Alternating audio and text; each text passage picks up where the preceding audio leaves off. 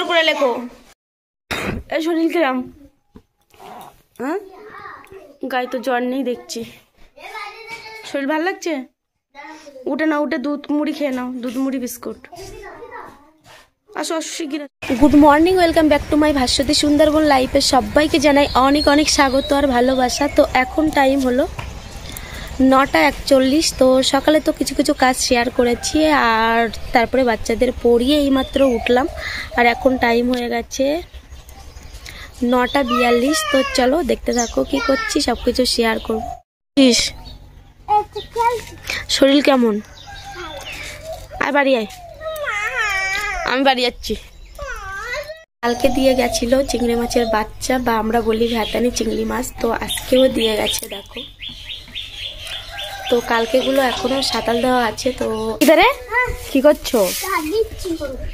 কাজ করছো কেন অঙ্কিতা? তোমাদের ভাই কই দেখি? এটা তোমার ভাই? ভাইয়ের নাম কি? ভাইয়ের সাথে কি রান্না হচ্ছে? হ্যাঁ, কই মাংস কই? এগুলো তো শাক।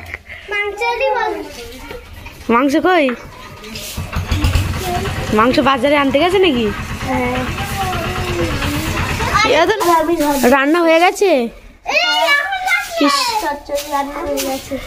আর মা আর কি হবে? মেনুতে কি কি আছে আজকে? কি কি রান্না হচ্ছে তোমাদের? মাংস, চাটনি, পাপড়।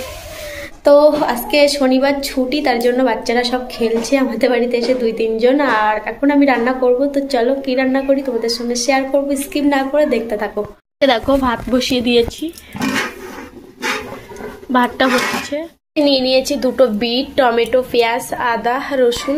তো পার্শে মাছ, চিংড়ি মাছ দিয়ে একটা ঝাল করব আর বিট চিংড়ি মাছ দিয়ে ভাজা করব। তো চলো বন্ধুরা দেখতে থাকো।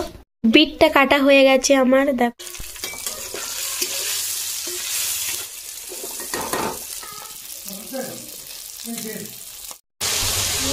ফাইনালি দেখো আমার রেসিপিটা হয়ে গেছে। বন্ধুরা দেখতে পাচ্ছ পার্শে মাছ আর কয়েকটা চিংড়ি মাছ আছে। আর এদিকটা দেখো আমি মাছটা ঝাল করার জন্য কেটে নিয়েছি পেঁয়াজ, লঙ্কা আর টমেটো।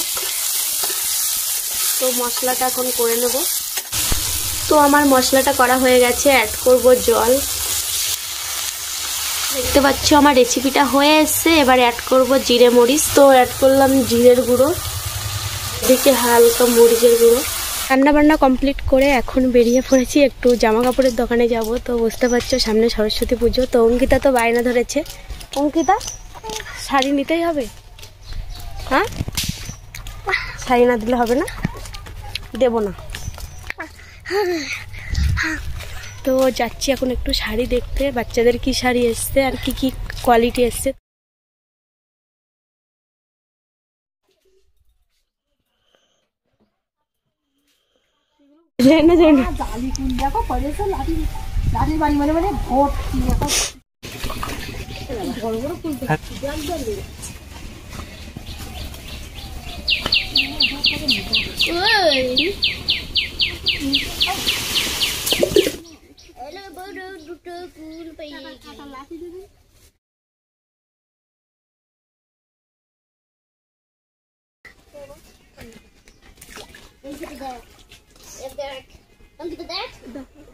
কত বড় বড় সাইজের কুল, দেশি কুল কিন্তু।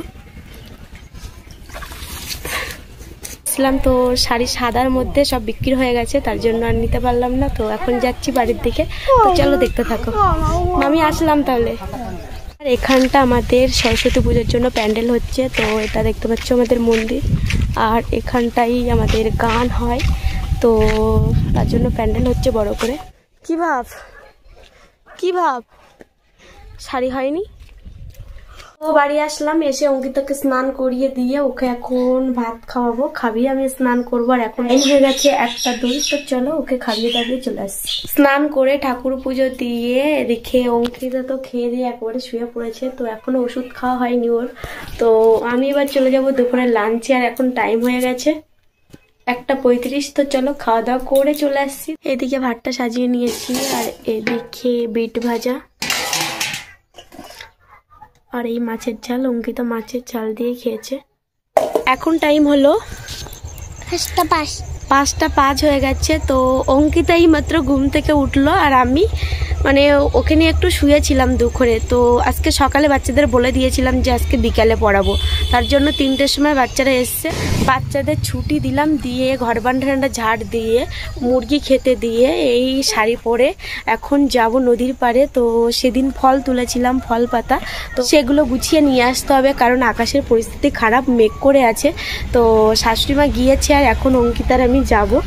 আর আজকে বাচ্চাদের পড়িয়ে দিলাম, ভেবেছিলাম আজকে পড়ানোর একটাই কারণ ছিল যে ভেবেছিলাম আজকে পড়িয়ে বিকালে চলে যাব বাপের বাড়ি। তো অঙ্কিতার শরীরটা খারাপের কারণে আর যাওয়া হলো না। তো পাতাগুলো শুকিয়ে গেছে, ওগুলো বয়ে বয়ে বাড়ি নিয়ে আসতে হবে, আর অঙ্কিতাকেও সঙ্গে নিয়ে যাব, বাড়িতে কেউ নেই। তো চলো বন্ধুরা যাওয়া যাক। তো বন্ধুরা চলে এসেছি নদীর পাড়ে, আর দেখো বিকালের এই নদীর প্রাকৃতিক দৃশ্য খুবই সুন্দর। তো আরেকটু বেলায় আসলে আরও সুন্দর লাগে। আর এখন পুরো সার ভাটা দেখতে পাচ্ছ, আর এই দেখো নদীর পাড় দিয়ে হালকা পাতা পড়ে আছে।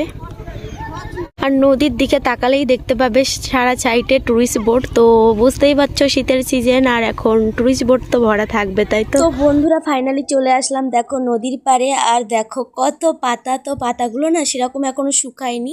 তো সামনে তো সরস্বতী পুজো, সরস্বতী পুজোয় আমাদের এখানে 2 দিন ধরে গান হয়, নাম গান। তো নদীর পাড় দিয়ে সব মানুষরা বসে বসে গান শোনে, আর লোকজন তো থাকবে, আর পাতা ডবিয়ে টবিয়ে একদম যাচ্ছে তাই করে দেবে, বেকার কষ্ট করা হবে। তার জন্য মানে ভিজে আছে, তবু আমরা বাড়িতে নিয়ে আসছি বয়ে বয়ে। তো দেখো আমি আর শাশুড়িমা এখন বয়ে বয়ে নিয়ে আসব। আর এক কথায় বলতে গেলে না, এই নদীর উপর আমাদের জীবন চলে। তো এই নদী, এই বন জঙ্গল আছে বলেই বিদেশ থেকে মানুষরা আসে আমাদের এই সুন্দরবন দেখতে। আর নানা মানে আমাদের এই সুন্দরবনে এখন না চারি সাইডে রিসর্ট হয়ে গেছে। তো আমাদের এই সাধারণ ঘরের ছেলেরা আর দেশ বিদেশে না গিয়ে এক জায়গায় বাড়ির ধারেই কাজবাজ করে, তারা বাড়ির সুবিধা অসুবিধা দেখতে পায়। আর যারা জঙ্গল করতে যেত, বেশিরভাগ মানুষেরা জঙ্গল করা বন্ধ করে দিয়ে এই রিসর্টে কাজ করে। তো অনেক ব্যবসাও হয় শীতের সিজনে। তো যে যার কাজবাজ নিয়ে ব্যস্ত থাকে, জঙ্গল করা অনেকটাই কমে গেছে। তো মহিলারাও কোম্পানিতে কাজ করে। তো এইভাবে আমাদের জীবন জীবিকায় নদীর পরে চলছে বলতে পারো।